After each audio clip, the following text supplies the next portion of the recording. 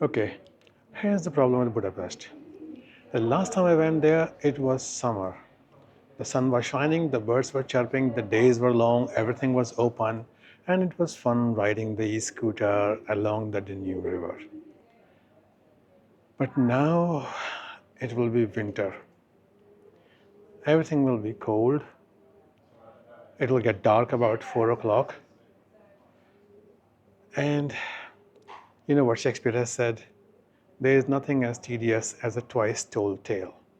I have been to Budapest before this year. So, how much fun is it going to be the second time? I guess we'll find out. My name is Sunny, and I wanted to create a podcast that would be like a campfire where you tell a story, share life experiences, sing songs, tell jokes, and come home with great vibes. That's why I created Campfire Corner. Welcome to Campfire Corner with Sunny. Good morning. I suppose it is good morning. It's about almost 2 a.m., 1:50 in the morning. So it is technically good morning. I am awake and I am outside. I am at the bus station because I am planning to take the bus at 2:15 a.m. to go to the Gatwick airport, and from Gatwick we will make our way over to Hungary, Budapest again. Why Budapest again? I have to explain that from a story. If you remember my episode called Talking Budapest, where I had my friend Dominic as a guest, we talked about Budapest and then he told me a lot of things that I didn't know about it. And he also mentioned one specific thing, which was that Budapest has amazing Christmas markets. I don't take anybody's word for anything, but Dominic is quite a trustworthy person. And still, I went on Google and then did some research. And I found that Budapest does actually have very nice Christmas markets. They actually win awards for the Christmas markets, the best Christmas market in Europe. For a while, I thought it might not be possible because, I've done so many trips this year and every trip costs money. But then when you try, you can sometimes make it work, especially when it comes to spending money. I am kind of a connoisseur. I'm an expert. So I managed to find a flight that was not too expensive and booked something there. Found a hotel as well, which was not too expensive. You'll get all these details later. One thing that I'm changing this time is that instead of going from Luton with Wizz Air, and yes, that is derision that you hear in my voice for Wizz Air, I'm not a fan of that airline. But I managed to find a slightly more expensive flight with EasyJet. EasyJet is my favorite cheap airline. And they fly from Gatwick rather than Luton. So Gatwick is slightly more preferable, even though distance-wise the same. The bus service there is direct and then it's more accessible, I suppose. So it, in the long run, is a little bit cheaper. So that's what I'm doing. Going to Gatwick, taking an EasyJet flight to Budapest. We'll be there for a couple of days. And major item there is to look at the Christmas markets, take a lot of pictures, a lot of videos, but also see and do some of the things that I didn't do last time. You'll find out about those as well as we go along.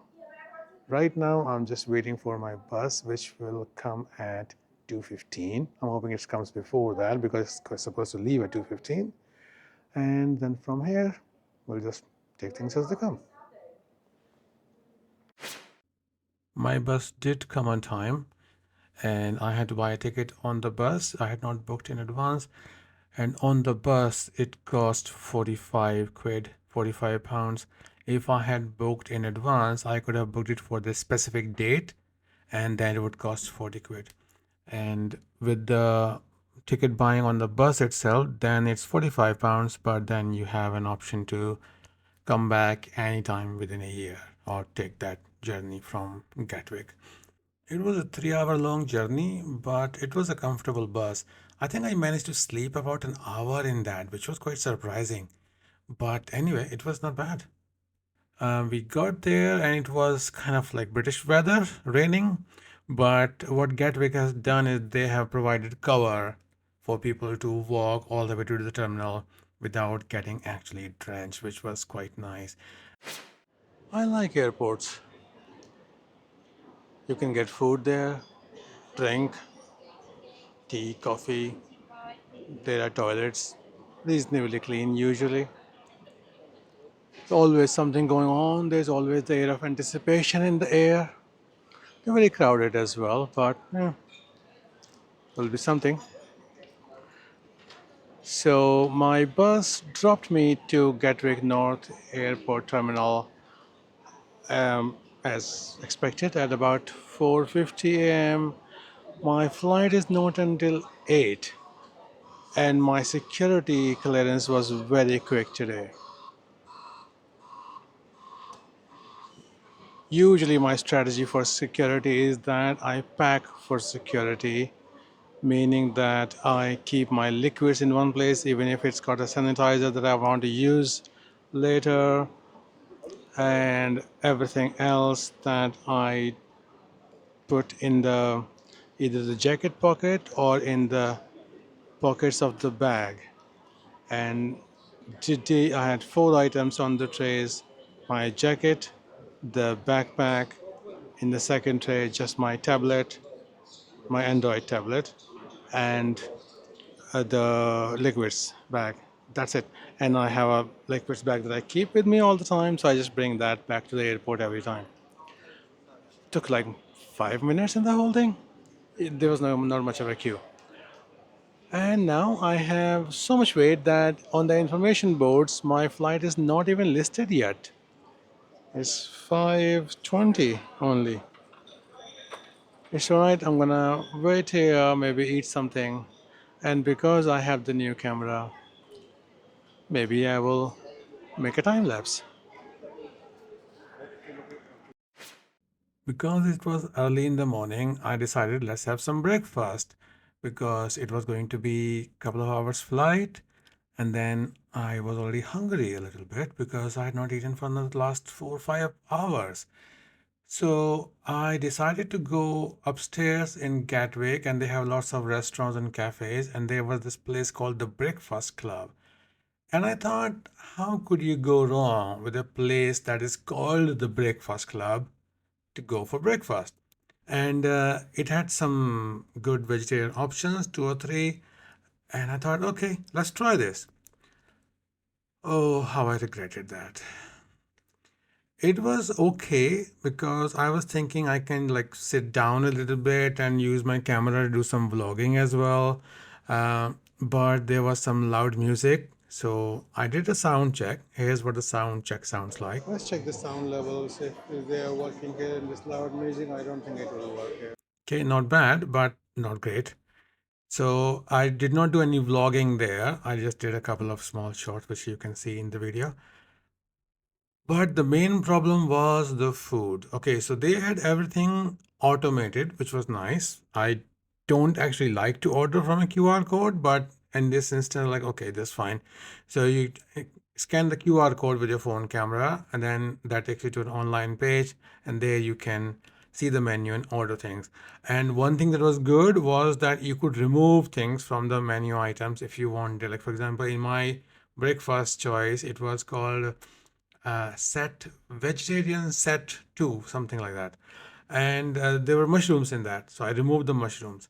But usually what happens is that when we order from a human waiter, we can ask like, can you remove the mushrooms, and then second question we ask is, can you replace that with something else, like either another hash brown or more baked beans or another egg or something, because we are still paying the same price.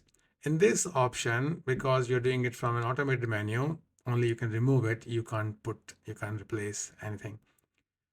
That was also okay. I said, all right, that's fine. High prices, okay, that's fine because it's an airport and everybody has to make a living. They are probably paying a huge amount of premium rent to Gatwick Airport for that space, which is okay.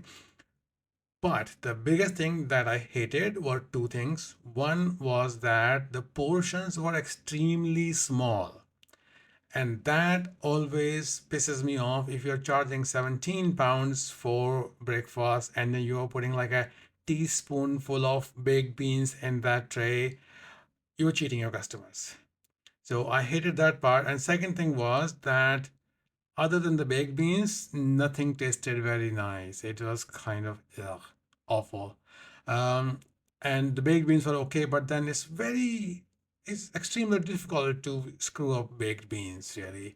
Um, but other than service was very fast, not great, but well, because you're not having any human interaction, it's just basically you're ordering from there, paying on the app itself, on the web page, and then somebody comes and dumps the tray in front of you and leaves because they're also probably very much pressured in that environment, so they don't have time to for the niceties. They still did come back and ask if everything was okay. So service, I would say service was fine. But it was the only thing was the food was not good and it was very small. So small portions were a blessing because they didn't taste nice anyway.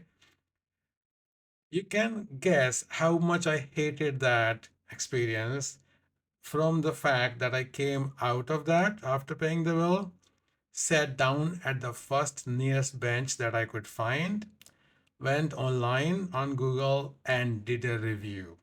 Okay, I gave them 2 stars, which is 1 star too many, but okay, whatever. I was feeling generous towards the staff. At least they were okay. So also in the menu itself, when you're ordering, they give you an option to add a tip to that. Now, what will you base that tip on? The fact that I sat down? Because you have not had your order yet, you have not had the food, and you have not had much service yet. So, what are you tipping for? Okay, so I did not add any tip in that instance. Usually, I do like to add a tip because this is kind of counts towards their paycheck for the wait staff. They don't get very high salaries because the tip is supposed to be part of their monthly income. So I do like to add to that. Be nice to people. Why don't you? In this instance, I didn't. Um, but yeah, so I did the review when I sat down there, and then I walked around a little bit. My flight had been announced, but the gate was not announced yet. And this is one of the things that you might know or you might not know. They don't announce the gate very early because they want you to spend, and by they I mean the airport authorities, they want you to spend as much time on the concourse as possible because that's where all the eating places are, that's where all the shops are. So they want you to stay there and spend money. Okay, that's why they don't announce. They will tell you come to the airport 3 hours before the flight, but they won't announce the flight gate until about maybe 1 hour before the flight. Okay, so that's kind of their trick. So, well, be aware if that makes a difference in your plans. But then I found a corner and sat down to do some vlogging. And it's not like the idea of Budapest in winter is all wrong. There are some benefits to it. For example, the buildings will be lit up, and this time it'll be easier to take an evening cruise on the Danube because the days will be shorter. And also, the Christmas markets. Main reason that I'm going there is to see the Christmas markets because they have some award-winning Christmas markets in Budapest, and you can't get Christmas markets in summer, can you? So there will be that. And also, I have had another chat with my friend Annika, who is Hungarian, and she has given me some ideas, some suggestions, and these are things that you must do. Like last time, I did not try the chimney cake there. She said, no, you must try it. It's absolutely amazing. So we're going to try it. And there are a couple of other things like that, which I'm going to go and try them this time. So I think it's worth a shot. What do you think? I think we should do it. Time to board the plane. I don't think they'll be boarding yet. It'll just be go and wait in a slightly smaller area. That's what we're gonna do. So The ironical thing about this was that I was kind of wrong, but still not very wrong. We did board in time. Like the flight was supposed to be at 8 o'clock, and then we boarded before that, very much in time for the flight takeoff. But then we sat in the plane for 2.5 hours. Yes, 2.5 hours. I have never had such a long takeoff wait before. And I'm very surprised that I don't have 1,000 video clips from that wait because I don't know what I was doing. I think I was just watching some movie on my phone to keep my sanity because it was, yeah, that was not fun. The flight was supposed to take off at 0800, but it took off exactly at 10:22. And fortunately, after that, oh yes, the problem. What was the problem? Why did it take 2.5 hours? Because there was some problem with the air traffic controllers system, like computers, and they had to reboot them. And now the system was rebooted, and then they had to clear all the backlog of all the planes that had been waiting for that. So, like, yeah, always blame technology. Whenever you can't find any excuse, blame technology. Anyway, so after that, fortunately, the flight itself was okay. EasyJet, I think EasyJet has slightly more space in economy, more than Wizz Air and obviously Ryanair. I'll never take a Ryanair flight in my life. But again, I mean, but yeah, they were all right, and I had taken a window seat because why not? And it was okay flight. We got there about 1:30 local time, so it was supposed to be 11:30, and it was a 2-hour flying time, and then we got there at 1:30 in the afternoon. And then the long queues in the immigration hall. I did not remember Budapest airport being so busy. But I think because of Christmas time, not just Budapest airport, but all of Budapest was quite busy this time.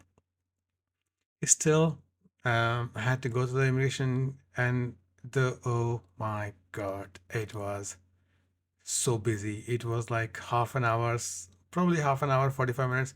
No, I think it was even more than that. I think it was about an hour's long wait in that queue. And that queue I find extremely boring because it kind of keeps moving, so you still have to pay attention, so you can't actually read or watch anything. And that is a very sensitive area as well, so you can't do much of vlogging. Be careful when you're taking photos in there. In the very end, when I got to the top of the queue, then there was somebody who was pointing people out to some of the electronic terminals. Okay, so she was saying, like, if you have a British passport, then, and you know me, I have a British passport. So there were two computers, two systems which were dedicated to British passports, and there were other four or five which were for EU passports, and everybody else had to stay in that queue and wait for a human operator, checker, passport checker person to do it. So that probably saved me maybe another 10 minutes, maybe five, maybe 10, but it was okay. And then we were in Hungary, back in Budapest. I should stop here for the first episode. At least we got to Budapest in this one, not like the Albania one, was it? Or the North Macedonia, when we could not even take off in the first episode. There was so much happening. In the next episode, I'll talk to you about what I found interesting being there the second time and what I found a little bit disconcerting. So let's finish for this time here. Let me know how you're liking this video audio combination of not quite a vlog, but slightly more than a podcast kind of format. I would wait to hear from you. And in the meantime, have a wonderful week. I'll see you next time. Thank you. Bye.